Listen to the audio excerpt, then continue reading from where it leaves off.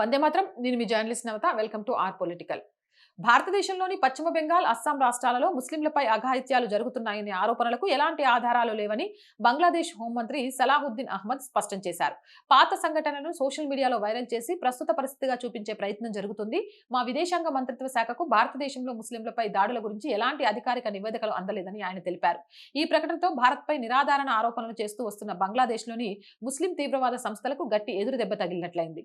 బంగ్లాదేశ్కు చెందిన జమాతే ఇస్లామీతో పాటు కొన్ని ముస్లిం సంఘాలు పశ్చిమ బెంగాల్, అస్సాంలో బీజేపీ ప్రభుత్వాల కారణంగా ముస్లింలపై దాడులు పెరిగాయని ఆరోపిస్తూ వచ్చాయి.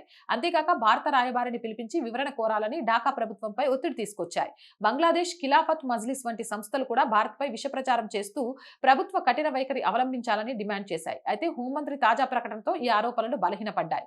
భారత్తో సంబంధాలు దెబ్బతీసేందుకు ఉద్దేశం లేదని చెప్పింది. ఇదిలా ఉండగా బంగ్లాదేశ్ నేషనలిస్ట్ పార్టీ నేతృత్వంలోని ప్రభుత్వం భారత్తో సౌహార్ద సంబంధాలను కొనసాగించాలనే అభిప్రాయాన్ని వ్యక్తం చేసింది. పరస్పర గౌరవం, శాంతి, సహకారం ఆధారంగా భారత్తో సంబంధాలను కొనసాగించాలనుకుంటున్నాం. సంబంధాలను దెబ్బతీయాలనే ఉద్దేశం మాకు లేదు అని చెప్పారు.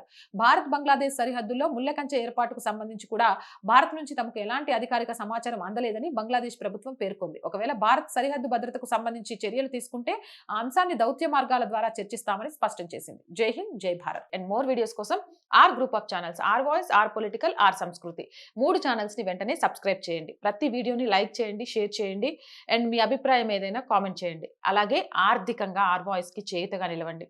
ఆర్థికంగా ఈరోజు ఆర్ వాయిస్ ముందుకు నడుస్తుంది అంటే అది మీ వల్ల మాత్రమే, మీరు చేస్తున్న సహాయం వల్ల మాత్రమే.